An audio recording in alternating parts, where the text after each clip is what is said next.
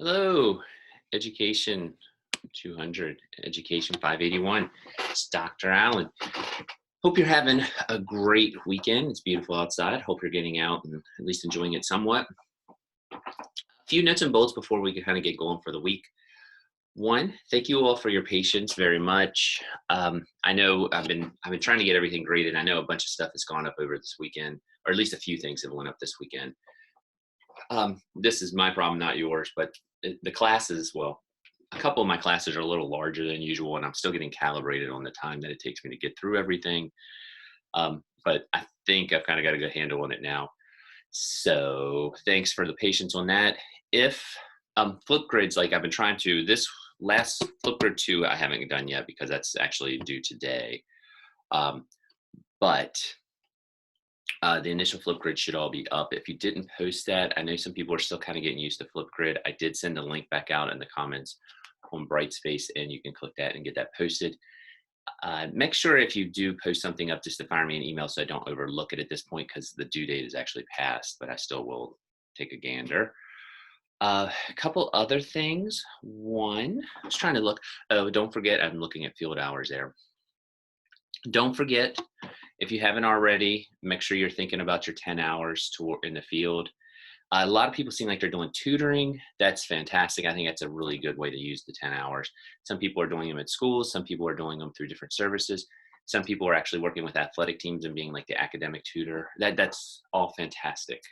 It works. Make sure you do log it under, I'll put this under this week too. And I probably should just put it under field log, but make sure you sign up for what you're doing just so I have a record. I mean, these 10 hours do count towards your 125 in the field before you do your student teaching. So you do have to do them. They do have to be completed. If you wouldn't happen to do them for this class or verify it, I have to give you an eye until we have the verification.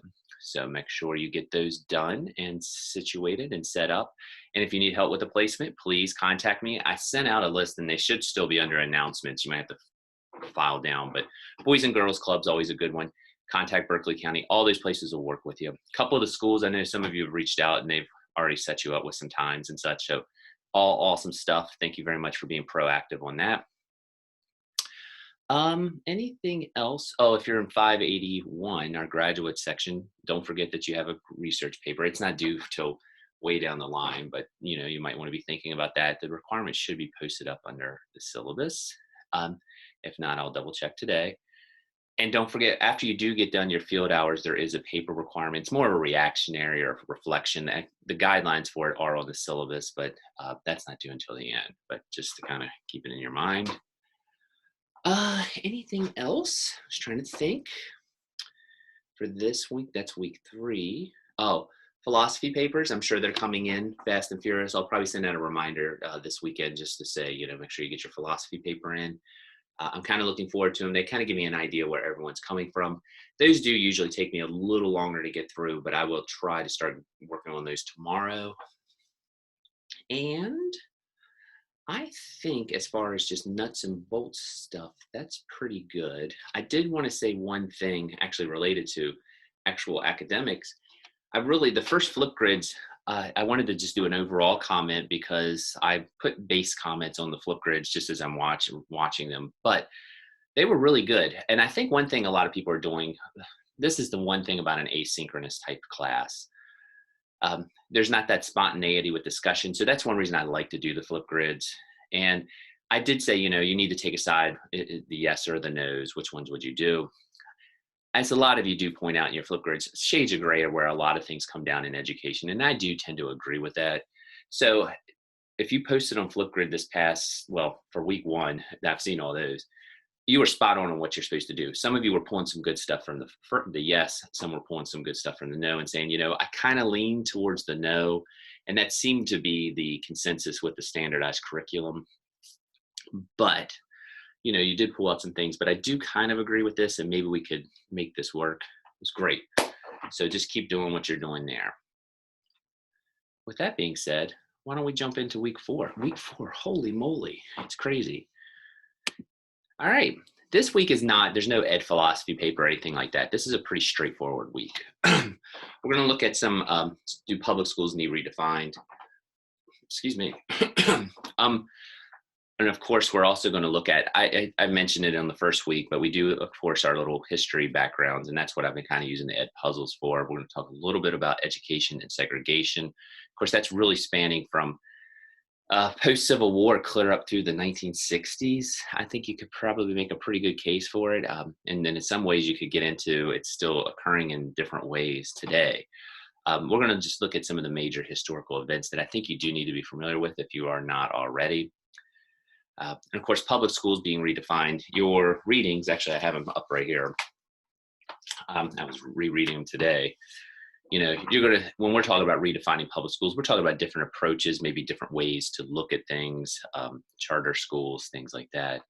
Of course, it's always a hot button topic with all that. And how we're going to approach it, I'm going to probably do a little bit of an info dump. I've created a little list of key terms and terminologies and court cases that I think the readings and the video talk about, and we're just going to kind of just talk about them down the list a little bit and just kind of go that route. And if anyone has any questions, you're welcome to kind of email me. But really all you have to do this week is the video discussion on Flipgrid, which is right there. You should be able to click the link. And the Ed Puzzle, which is right there. And the Ed Puzzle is going to be on the Little Rock 9.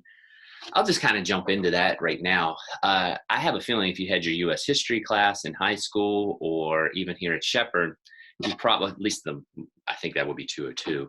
You may have talked about the Little Rock 9, which was a group of high school students that after Brown versus Board of Education, Little Rock, Arkansas, they were trying to integrate the high school there, and basically the National Guard got called in.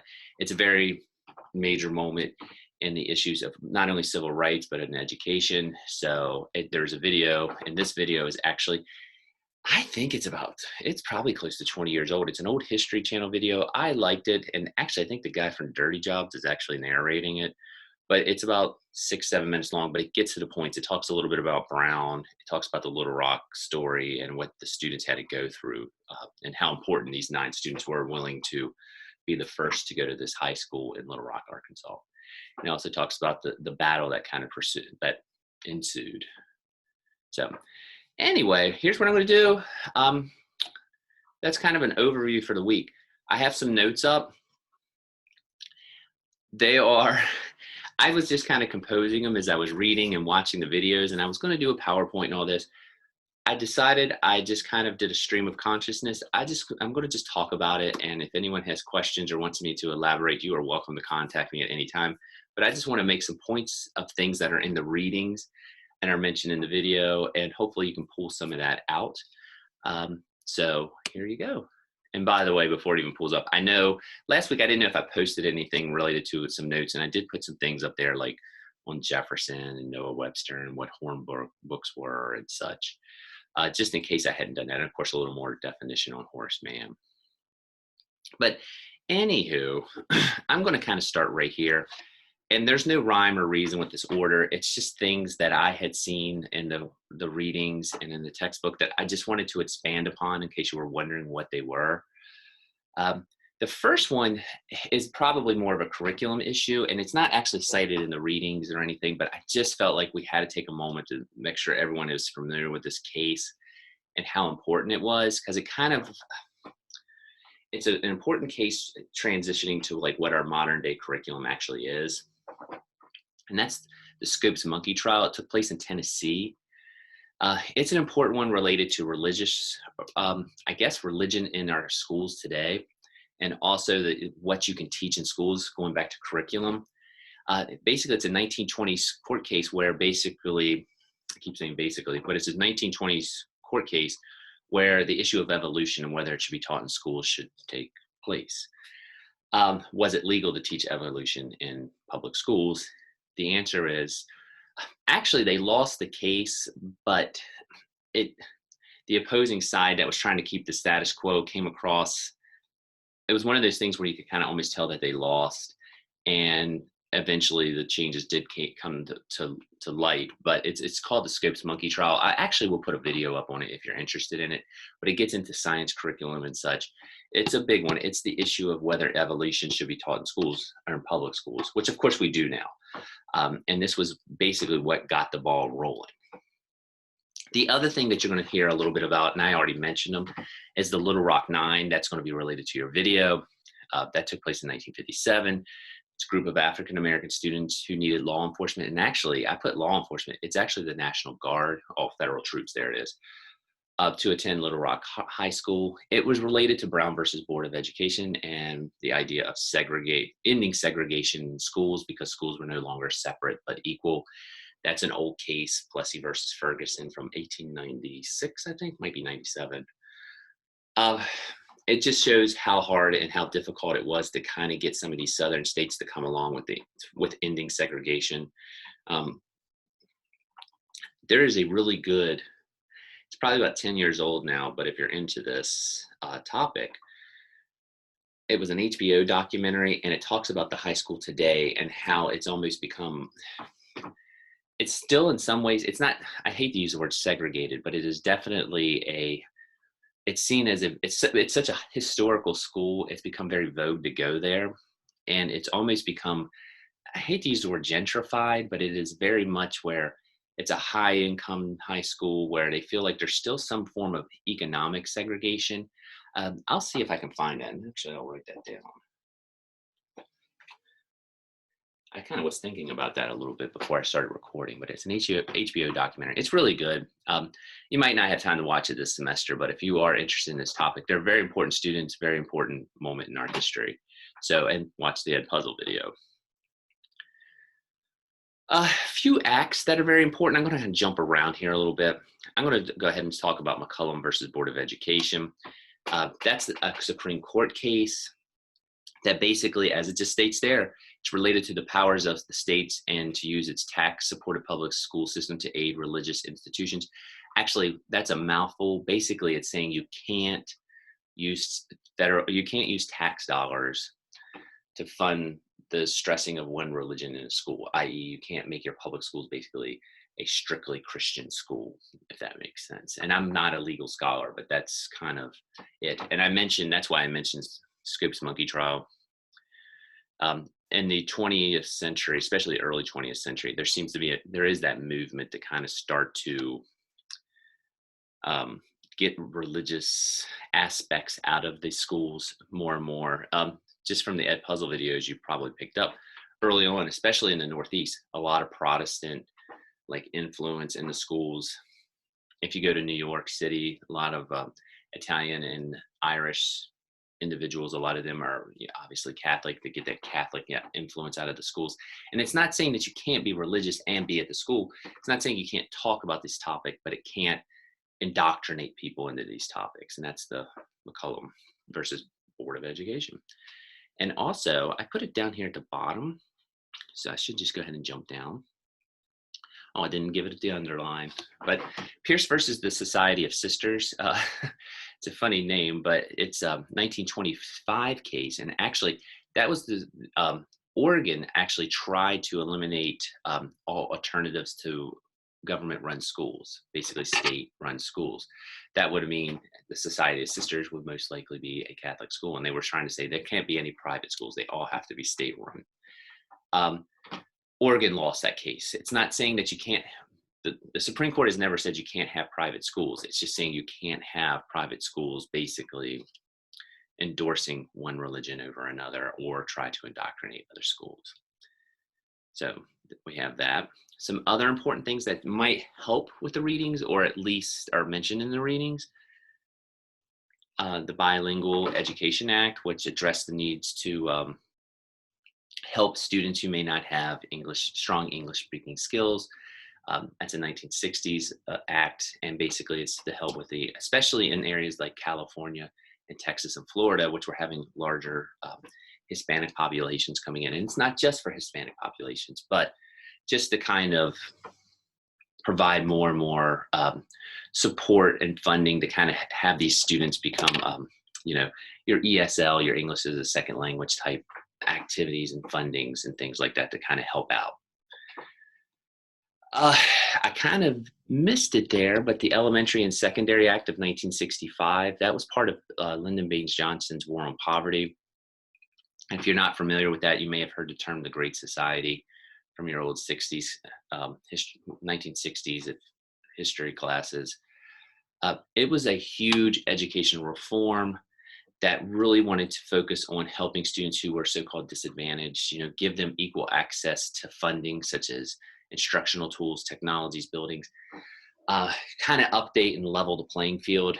It's a noble, I think, act. I'm sure there's an argument to be made that it hasn't been totally successful. Some people would say, but it was better than what we had. But again, it's addressing that there is a need or an inadequacy in the way that funding is balanced out. I'm going to come back to board here in a minute. Another act from 1972, you probably have heard this. It actually influences a lot across the board in education, basically from elementary all the way through university, but it's Title IX. And Title IX I'm just going to read the definition, is a federal civil law that in the United States that was passed as part of the educational amendments in 1972. It's the most famous, I think, to come from that. It prohibits sex-based discrimination of any school or any education program that receives federal money. It means basically you can't have more of one for the easiest way to look at it, and it's usually tied into sports.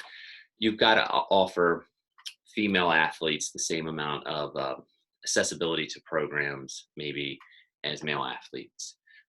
And it works vice versa too. And by the way, it's not just athletes, it's across the board. Everything needs to be equal. It can't be just a male-based or male-favored type school system as far as what the programs are and things like that. So, and of course, I'm not a Title IX lawyer. Actually, we do Title IX training at Shepherd. But of course, now it's starting to expand into other realms also with a lot of things related to, if you've watched the news, issues of, I don't want to say issues, debates related to transgender athletes and things like that. So it's still a very up-to-date and important law, so that you'll hear referenced in the news a lot of times. But that's Title IX. I don't think they actually mentioned in the reading, but I wanted to make sure that I threw it on there just as an influence or something to keep in the back of your mind. And a lot of you may be actually, I've had a lot of students who've done reports on Title IX, so you might be a little more knowledgeable than myself on that one. Sputnik is another thing I think related to schooling and changing that you might want to keep in mind. And the reason I kept this on here, if you don't know what Sputnik is, it was during the Cold War. It was a satellite that the Russians or the Soviets launched into space in the 1950s, and it created I don't know what the right word for it is, I guess a mass rush to start to stress math and science in US schools. There was a fear we were falling behind. And I don't know if we've ever gotten out of this frame of mind where there's a stressing of math and science, which by the way are very important skills. I'm not saying that. But there was a lot of grant money and pushing to kind of get us to where the Soviets were. And, of course, you get into the space race and all. It had a major change on our curriculum. Math and science became very, very, very stressed, so to speak. So, and if anyone is a math and science person, you're probably like, well, naturally, it should be stressed. And I agree with that, but I'm always kind of a balanced guy. I'm a humanities guy. The IDEA or IDEA Act of 1990, that's the Individual Disabilities Act. It's making the proper accommodations for students in your classroom, IEPs, things like that. That's rooted in that act. So it's one that you definitely will probably deal with when you're in the classroom, whether you're student teaching, whether you're observing, you'll probably see it, and whether or when you get your full-time job teaching, that's going to be on there. Another one, and actually, I know your readings talk a little bit about No Child Left Behind. That was a 2001. That was during the Bush administration. It was a performance-based act and connected funding based on high-stakes testing, I guess is the easy way to say it. So how schools were performing might actually relate to the funding that they get. It was supposed to encourage doing well on these assessment tests. The problem that I think a lot of people have was it was kind of taking maybe some of the creativity out of the classrooms, because guess what? And I think we're still guilty of this with assessments as such, at least statewide assessments. Everyone was teaching to the test, which is not always a good thing, which is probably never a good thing. But that is No Child Left Behind, and that is talked about in the book or in the reading. Common Core, you got a little bit of that with week 1, but Common Core was an act in the US where, K through 12 students should be academically at the end of each grade, kind of at the same spot. There's a common set of standards. They were very math and language arts based. Most states kind of did adopt it in some capacity. Some did not. Some got rid of it. I didn't actually post my feelings on this. I kind of go back and forth with it, like a lot of you were talked about on your flip grids. I will say, I think one nice thing is if students do move, that I know in the 90s, you might have a student who might move. I'm just totally picking arbitrary states, might have moved from Montana to Maryland. Well, Montana might have not been on the same pace as Maryland, and that student had to do a little bit of catch up and they were behind. I think that was kind of the envision of just kind of keeping everyone at the same place, and you could mold your standards that you had in your state to just kind of make sure that you were there on these basic math and language arts skills. But again, I guess like a lot of things, it got political and it got a little more controversial. A lot of countries do kind of have these common standards, but the US, we're a big country also, and there's just different ways. I guess some of you made the point, I guess let me revert back that, maybe it was taking the creativity out of teaching, which I guess I can see, because in some ways, you're kind of being dictated as to what you have to say, what you have to teach. But I will also make the point that most of the time, the standards are just guidelines. They're not, they're not telling you how to teach. They're more or less just telling you, this is what the content we want you to be creative with. So I don't know. I kind of lean towards thinking that they weren't a bad thing, I guess at the end of the day, but that's just my opinion. It's nothing, and it seems like a lot of this has cooled down because they've started using different terminology for Common Core, like integration, and a lot of states dropped out of it. In social studies, we do like college career ready type standards in the state. And actually, if you're a social studies person, we'll talk about that method. A Nation at Risk is also mentioned in your textbook. That's actually way back in 1983 during the Reagan administration. That basically was a report done by multiple institutions. Some people felt like it was definitely a conservative leaning report. There was some movement in the Reagan administration actually to eliminate the Department of Education, in it saying that maybe everything needed to go kind of back down to the state level. But basically the report was, it felt like the public school system was failing and there needed to be choice-driven competition, because what does competition do? It makes people want to make things better because they want to beat their competition. It was pretty controversial, but also a lot of people were very worried about the state of education when it did come out. Your readings kind of mention it, so I just wanted you to kind of have an idea of what it was, but it was a report that schools were struggling, and a lot of it was based on a wide variety of things. Some of it was funding, some of it was education had gotten too political. Some people felt like it had gotten stagnant because there was no real clear competition in the schools, as it says there. Again, vast amount of things, but the main thing I'd want you to come out of it just to know is it's a 1983 report, and it was the idea that schools were failing because I would say they were basically getting stagnant and not doing more to improve themselves. At least that was the claim in the book. I'm not saying I believe it one way or the other. Finally, one thing that's finally, I got a whole bunch down there. Another thing that I wanted to mention, charter school. A charter school, this is a straight up definition. I actually like this one. I think I cited it, hopefully. Yep, it was from Education Week. Basically, I think charter schools are in the news a lot lately. And in case you don't know what a charter school actually is, it's a tuition-free school of choice that's publicly funded but independently run. I think that definition is perfect. A lot of times it's tax dollars that are running these schools, but they have some sort of group or a group of people who are actually running them independently, and they might do different approaches. They might take a different way of tackling topics. The classes might be smaller and such. It seems like they've gained a lot of steam in a lot of states. As you can see, they're in 44 states plus the District of Columbia. It's come up in West Virginia a lot. It's been in our news. Actually, I think some of the recent teacher strikes, I think, had some aspects and some debate related to how we would handle charter schools in this state. So, again, as you can see, I just put the figures on there in case you were interested, but there's over 7,000 charter schools in the nation now and 3 million students. So these are federal figures. So again, that's something I guess a lot of people, when they talk about school reform, and especially with your article, that's one thing that a lot of um, people cite as a way to maybe create competition for public schools, if you think that's needed. Mentioned the sisters or the Society of Sisters. I put this gentleman on here. The video I used last year is not available, and I just wanted to make this point because there's a big gap. I've kind of mentioned with the influence of religion with the Society of Sisters, this monkey trial, and of course this McCollum versus Board of Education. The big private school or parochial school that kind of started to form in the United States, it's all rooted in New York in the 19th century. That I mentioned the Irish immigrants that were coming in, especially in that latter 19th century.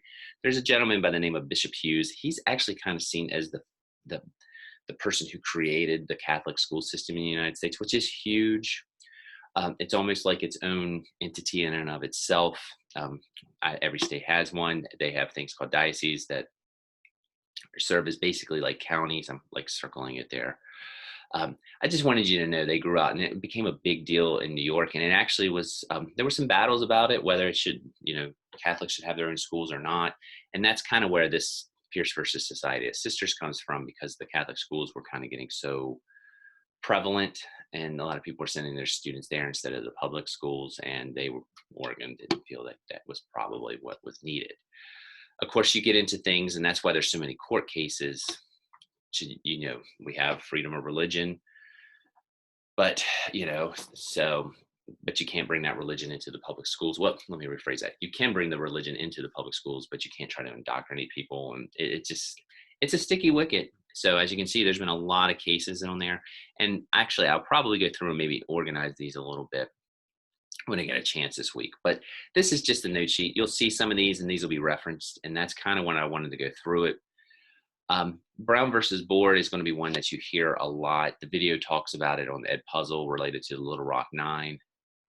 But basically, it's the most famous, probably the most important Supreme Court case ruling related to education. I think Thurgood Marshall, I don't think I mentioned him, later would be a Supreme Court justice. He made the case with the NAACP that Topeka, it's Brown versus Board of Education, but it's Topeka, Kansas. They were basically suing or fighting them related to the integration of schools.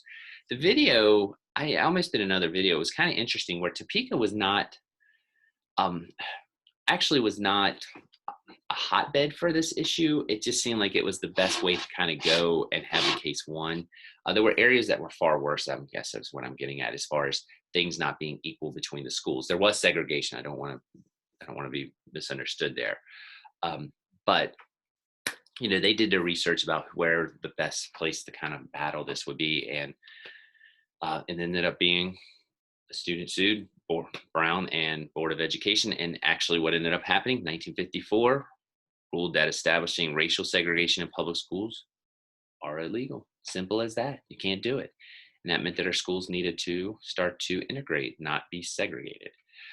It overruled the old, I did say 1896. It overruled the 1896 case, Plessy versus Ferguson, which established that schools could be separate but equal. And what that meant is that as long as the schools could be segregated, but they also had to be equal, which obviously was not happening. And when I'm talking equal, access to resources had to be equal. Textbooks had to be of similar or same quality. School buildings had to be the same. It's just, it just wasn't happening, especially in a lot of this. And, it's just, I don't think I'm saying anything earth shattering here. A lot of this was fought in the South. And it was fought after that. And that's what the Little Rock Nine gets into. So I know I was kind of all over the place a little bit with that, but I wanted to throw some of these terms out for you. I kind of rushed through them a little bit. Hopefully I wasn't too fast. This is posted though. And I just wanted these terms. You're going to see them, hear them probably throughout this course. readings and such. I saw some of these readings in there with that, and I just wanted to highlight it. I thought that was probably the best route to go with this week, just because it's kind of a straightforward week. With all that being said, I said I try to keep this maybe with under 30 minutes. I don't know if I accomplished that goal or not, but hope everyone has a good week, and I will talk to you later. Let me see if I can get that on there, and I will talk to you all later. Have a good week.